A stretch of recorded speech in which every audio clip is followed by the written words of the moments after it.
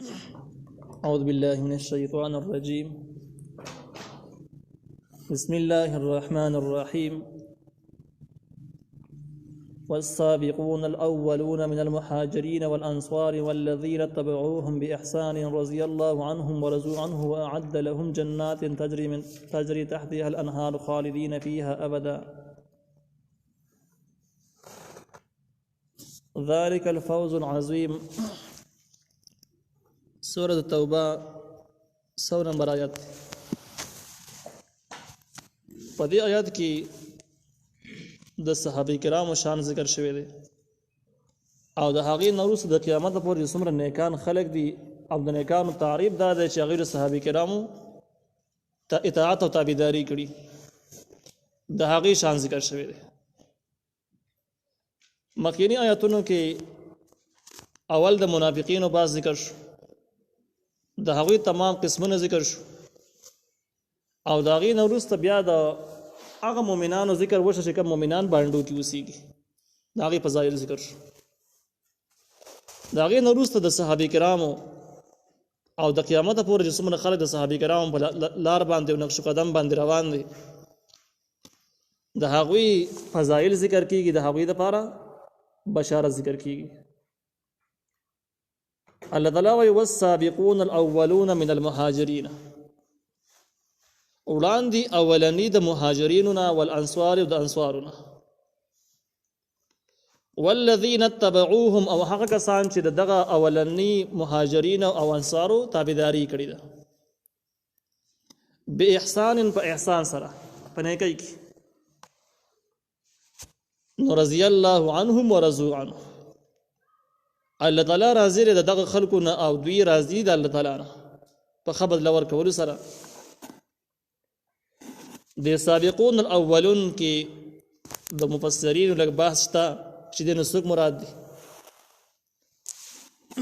نو په دې کې یو قول د امام قرطبي رحمه الله او دغه شان کې د تفسیر مظهري د مولانا ثناء الله فانی فتحي رحمه الله دی. هغوی وایي چې سابقون الاولون نه مراد هغه صحابه کرام دي چې کوم هغه اولنی صحابه کرام ته مراد دي، او بیا د وروستني نه چې نو دا کې مهاجرین او انصار دواړه راغلل، اولنی مهاجرین او اولنی انصار. بیا والذین اتبعوهم کې وایي د قیامت پورې والذین اتبعوهم کې وروستني صحابه کرام د صحابه کرامو دویمه طبقه ته وایي مراد. لیکن بحث په دې کې د چې د اولني صحابه کرامو نه کوم صحابه کرام مراد دي. بیا په دې باره کې امام قرطبي رحمه الله درې اقوال نقل کړي دي چې سابقون الاولون هغه صحابه کرام مراد دي. یو قول پکې دا دی چې هغوی د دواړو قبلو ته منځ کړی دی، یعنې د قبلې د منسوخ کېدو نه یې مخکې ایمان راوړی. نو اولنۍ 14 نیمې خواوشا میاشتې منځ یې بیت المقدس ته هم کړی دی او د هغې نه بعد یې خانه کعبې ته منځ کړی دی. نو دا سابقون الاولون دي.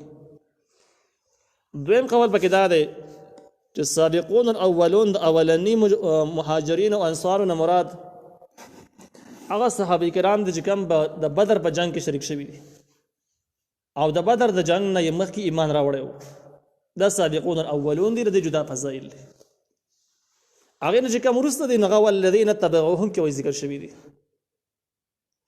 دریم قول پکې دا دی چې د صحابه کرامو کې سابقون الاولون نه مراد هغه خلک دي چې کوم د بیعت رضوان کې شامل شوي او د هغې نه مخکې ایمان لاره او په بیعت رضوان کې شامل شو، نو دغه سابقون الاولون دي.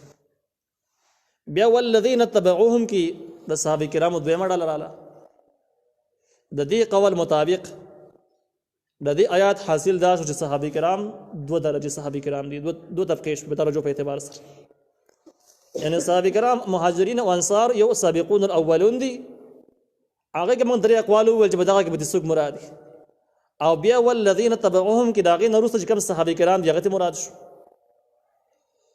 دا قول د امام قرطبي رحمه الله او د تفسیری مظهري دی.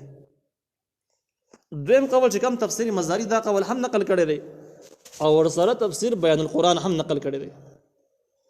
هغوی وایي چې په دې ځکه کې دا من المهاجرین والانصار کې خبره ده چې د مین پس کومه معنا باندې دی.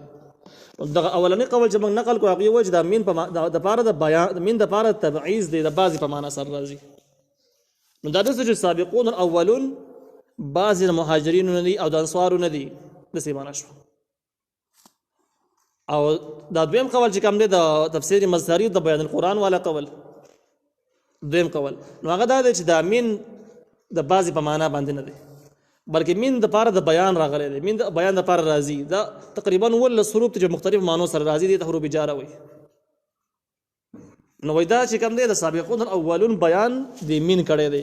نو سابقون الاولون څوک وړاندینی اولانی څوک دي؟ نو وای دا مهاجرین او انصار دي. دا من المهاجرین والانصار د سابقون الاولون بیان شو. نو د دې قول مطابق ردی حاصل دا شو چې کم خلک د جنت مستحق دي، نیکان خلک دي. دغه خلک یو دوه قسمه شو. یو چې کم دین غون صحابه کرام شو چې مهاجرین او انصار دواړه پکې شامل دي، غون صحابه شو. او دویم چې کم دی دویمه طبقه جنتی خلکو هغه دا ده چې نتبعوهم باحسان، چې دغه صحابه کرامو د ټول صحابه کرامو تابعداري کړله په نیکی کار کې. نو دغه کې تابعین هم شامل شو او تابعین هم شامل شو. د قیامت پورې څومره نیکان مسلمانان دي چې چا د سابقون الاولون تابعداري کړله دا ټول جنتی خلک دي. دا دویم قول خلاصه شو. د دې دویم قول کې که تاسو وګورئ نو دا باحسان والذین اتبعوهم باحسان کی حضرت کعب قرظی رحمه الله فرمایي چې دې آیات نه معلومیږي دا چې صحابه کرام چې کوم صحابه او منافقین نه کوم چې صحابه او واقعي صحابه کرام مخکې موږ د منافقینو باس وګړي ډېر خلکو خپل شکلې بدل کړي وي مسلمانان شوي نه هغې نه علاوه صحابه کرام ټول جنتی خلک دي. او باقي باندې دی وایي چې دلیل د آیت چې والسابقون الاولون من المهاجرين والانصار والذين اتبعوهم باحسان رضي الله عنهم ورضوا عنه. اولنی خلق د مهاجرین او انصارونه اولنی مهاجرین او انصار چې څومره دي یعنی څومره صحابه چې دي نو د دې لپاره هیڅ قید او شرط ذکر نشو چې الله تعالی دې بس کې راضي دي، هیڅ قید او سره ذکر نشو. نو دا بغیر د قید نه بغیر د شرایط او د استثناء نه صحابه کرام جنتی خلق دي. البته صحابه کرام نو وروسته تابعینو کې بیا شرط تا چې والذین تبعوهم باحسان هغه خلک چې دغه صحابه او تابعداري کړل د نیکی په کار کې. نو دې کې د نتبعوهم د اتباع بالاحسان شرط سره ولګي د دا ورستانه خلک چې کم دي صحابه نو وروسته کله صحابه کرام باندې نقش قدم باندې صحیح وشریدل داغي عمل اختیار کو د نیکی په کارونو کې نو دا خلک به جنتی خو داغي اطاعت ونه کو نو بیا جنتی نه دي. نو دا ورستانه خلک جنتی دي په قید د دې چې د صحابه کرام اطاعت وکړي او دا صحابه کرام په خپل معنی جنتی دي بغیر د هیڅ قسم قید نه چې قید سره ذکر نشو. معرب القرآن وایي چې دا آیت مستقل دلیل له بدی خبره باندې چې صحابه کرام بارکه زبان درازي کول جب بارکه خوشي الفاظ استعمالول شرعا ناجایز دي. داغه په منځ کې چې کوم خبري راغلي کوم اختلافات راغلي دي خانه جنگیان شوي دي ټول په حسن ځوان سره لګیاو او دا سازش د يهودو د نصارو او هر کس په خپل ذهن کې مخلص او جزخه کار وکما او ردین دفاع وکم لیکن دی په اجتهاد کې خطا شو. نو دوی دا غلطیان اجتهادي غلطیان دي. اجتهادي غلطي د سې چې کده کې دا حق ته ورسېدلې نو یو نه کی ډبل نه کی که ودر رسېدلې خطا شو ورنه سنگل بیا یو نه کی ملاويږي. نو دا اجتهادي غلطیان دي په دې باندې لان تان شرعا ناجایز دي. او د دې د دې غوند کې ډېر روایت نور همشته کوم کې چې نبی عليه السلام فرمایي چې اصحاب کن نجومي بأيهم اقتديتم اهتديتم زمان صحابه کرام دستور په شان ته کې چې خبره تاسو اوریدل تاسو په حق باندې لیکن یو شرط بوسه د مسلم شریف یاد ساتي چې کوم صحابي بس روانه په حق باندې لیکن د څه باندې چې د بل صحابي د عمل خلاف تحریک وچره او به کوم ځګنو کې خلک د یو صحابي عمل اختیار کړي دي تزيد هغه مخالفت کې نور تحریکونه چلای چې یار دغه پرې د بل صحابي خبره پکې راته نه کو او دلیل دا و چې موږ مړسونه ژوند دي کو ناغي بارک نبی عليه السلام و چې داسې پیترګر خلک راولاړ شو چې یو علاقې مسلمانانو ته داسې مسائل راوړل چې هغه وړاندري مسلمانان په شرعي مسله باندې یو شرعي مسله باندې خو متفق شوي دي او ته بل شرعي مسله راوړي هغه شرعي ده نه منسوخ ته ناجایز ده لیکن د مخکري مسلې خلاف ته او دا غیز د امت انتشار او فرقواریت جوړیږي.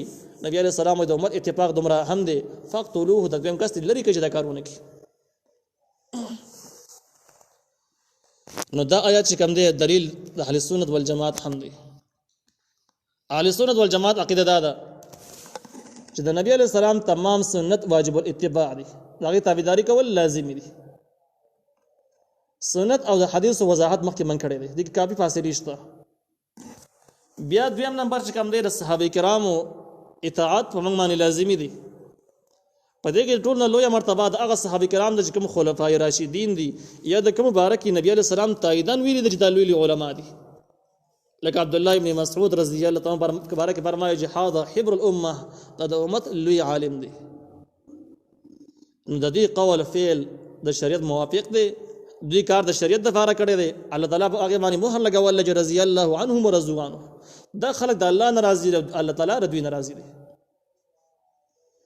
نو دا د اهل سنت والجماعت دلیل شو. موږ ته اهل سنت والجماعت په دې اعتبار سره وایي چې موږ د نبی رسول الله عمل اختیار کړی دی او د صحابه کرامو قول فعل موږ دلیل ګڼو، تسلیموي. موږ د نور فرقونو په دې خبره باندې جدا یو چې غیر صحابه کرامو قول فعل ځان د فار دلیل نه تسلیموي، او دلیل دا وایي چې یاره موږ د الله منو او د رسول منو، دې نه خو صحابه کرامو نه انکار کوي. بیا په ځینو ځایونو کې داسې موږ اورېدلي دي چې ګوستاخ الفاظ هم استعمالوي چې یاره دا عمل بر صحابي خو نعوذ بالله صحابي د کم باغ مولای داسې الفاظ به استعمالېږي، زه به زه باندې قصې راځي. نو دا خلک د دې آیات صریح خلاف دي. دا د باطل فرقو پیروکار او د هغې ذریعه سر خلک دي چې صحابه کرام مبارک داسې الفاظ استعمالوي چې یاره موږ د دې نشو اورېدلی. اوس نوې فتنې چې کومې برسېره شوي دي او په عروج کې روانې دي، د باطلو قوتونو نو هغوی سره زبردست تعاون سټارټ دی. هغوی دلیل د هغوی دومره دعوه ده. زمونږ دپاره قرآن دلیل دی یوه، د مفسرینو اقوال زمونږ دپاره دلیل نه دی. نو چې د مفسرینو اقوال دلیل نشي نو د قرآن وضاحت به په کوم ځای کې نه پیدا کړي، د خپل ځان نه پیدا کړي، او د خپل ځان تفسیر خو لا غټ جرم دی. دویم دا چې نبی علیه السلام صرف قول دلیل دی، پیال د هغې تقریر چې په یو کار باندې خاموشي اختیار کړله دوی وایي دغه هم دلیل نه دی. اوس دې نقصان ته وکړي که یو سړی دا عقیده لري چې نبی علیه السلام صرف قول دلیل دی، فعل دلیل نه، عمل دلیل نه دی، نو دې مطلب دا دی چې نبی علیه السلام خبرې ټیک کړلې لیکن کارونه سم نه دي کړي. د دې دا معنی شو.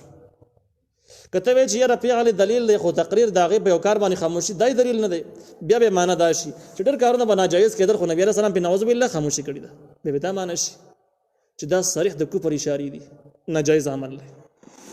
او دې خبرې ډېر غټه هوا هم پیدا کړله. په الحال ډېر سادهګان خلک هغوی ته دا وعظونه نصیحتونه کېږي د نبي علیه السلام وینا صرف دلیل له نورې خبرې مه کوئ، بس یو د امت د بېلارې کېدو ګمراه کېدو بنیادي خبره، دا خبره د امت د ګمراهۍ یو بنیادي سبب هم ګرځېږي. دې خبرې سره ما تاسو سره هغې وضاحت وکړو چې قابل سره به کفر ته نږدې کېږي. او دویم دا چې په دې خبرو سره په امت کې زبردست انتشار هم را برسېره کېږي، صحابه کرام باندې بدګمانیانې هم پیدا کېږي، او ورسره په نبي علیه السلام باندې هم پیدا کېدی شي په دې انداز باندې. نو دغه ټولو فرات کې دلته کې لنډ حاصل لدی آیت دا شو، جنتی خلق هغه دی چې کوم وړاندینی اولنی خلق دی چې هغه مهاجر او انصار خلق دي، صحابه دي. او دویم نمبر جنتی خلق هغه دی چې د اولنی مهاجرین او انصارو اطاعت وکړي، د جنتی خلق شو. او باقی خلق نو هغه جنتی کېدو باس ذکر نه غي، لیکن د احادیثو نه ثابت دي چې دغه باقی خلک گمراه ډالې دي او ناجایز خلک دي. کوم ځای کې نه ثابت دي. د نبی علیہ السلام نه دې باره کې نبی علیہ السلام د دې امت ته فتنو ذکر کاو، او دا باس یو کې چې نبی علیہ السلام فرمایل چې د نور امتونو د گمراهۍ اسباب چې کوم هغه ټول به دې امت کې را پیدا کیږي، او دا امت چې کوم دی نو دا به 3 اویو ډالو ته رسیږي.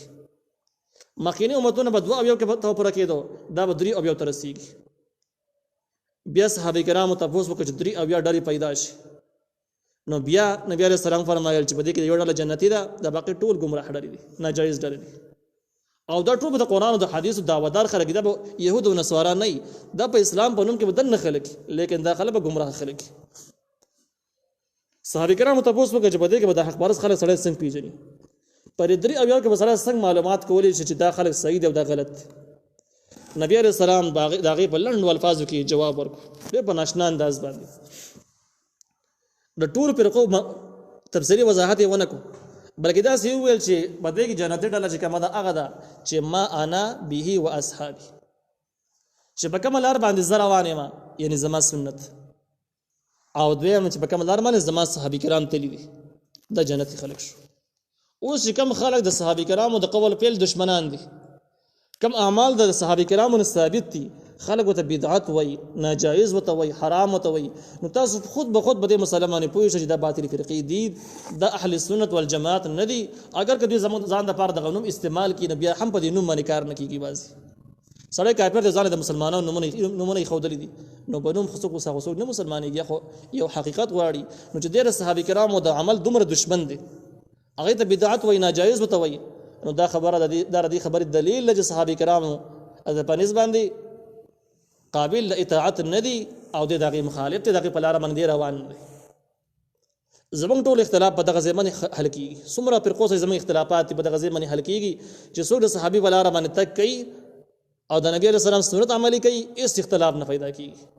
کله د صحابي کرامو دشمن شي او د نبی رسول الله په لار باندې تک فري دي، اختلافات به دغه ځګین را بر سره کیږي. اگر کبه خسته نمونه کې د عبد الله ابن سبا یا د احسن ابن سبا په شاندګي لوی خلق ولی نه په ظاهر باندې، لیکن باطن کې د مسلمانان نشمار لکی. الله تعالی وعد لهم، الله تعالی تیار کړی دوی لپاره جنات باغونه تجری چې بهږي ما تحت حل انهار، لاندې د هغې نه نهرونه، څلور قسمه نهرونه دي. انهار جمع د نهر ده او دغه نهرونه څلور دي. د هر جنتی په کور کې به او باغونو کې به څلور قسمه نهرونه بهږي. دا مضمونونه په اول سر کې تیر شوي دي، د نهرونو حساب تیر شوی دی. خالدین فیها، دوی به همیشه په دې کې ابدا نه همیشه د پاره. ذلک الفوز العظیم، دا کامیابی لویه ده او دې ته اسلامي زم ویل کېږي. دا قاعده لرل چې د انسان اخري هدف د الله رضا حاصلول او جنت دی، دې ته اسلامیزم د اسلام اخري هدف ویل کېږي. او موږ چې نور ازمونو څومره قوانین او څومره عقیده چې په دنیا کې رایج دي، موږ دا غیر به دې ټکی باندې بیلیو. دا غوي چې کوم اهداف ته قبیل زموږ اهداف بیل دي، نو زموږ هدف د اسلامیزم هدف اخیری هدف دا دی الله رضا حاصلول، جنت حاصلول. هغه باندې چې څومره اعتراضونه د هغه جوابونه په خپل ځای باندې ذکر کیږي، لیکن دا اسلام اخیری هدف او د اخیری غرض شو. او د سره د باطل سوچونو د بازار فرقو جواب هم شو. کتابه د اسلام په وجه باندې حقوق بشر د خپل لاندې شو، دا خو الزام دی، حقیقت نه دی. یا ردی په وجه باندې دا مصیبت راغی، دا مصیبت راغی، نو جواب یې همدا د چې کامیابی نقصان دغه ځکه نه دی. کامیابی او د نقصان راز چې کم دی نو په اعتبار د خاتمه سره دی، په انجام سره دی. کستا انجام د جنت او د الله رضا وا، نو کتب ټوټه ټوټه چا کړه هم ته کامیابی. او ستانه هر څه ظاهر شوی د دنیوي مال دولت بچي هر څه تلی بیا هم کامیابی. او کله انجام په اعتبار سره د زی جهنمی، کبه ټول دنیا د حکمرانی کړي نه بیا هم په خساره او تاوان کې. الله تعالی وی ذالک الفوز العظیم، دا کامیابی لویه ده.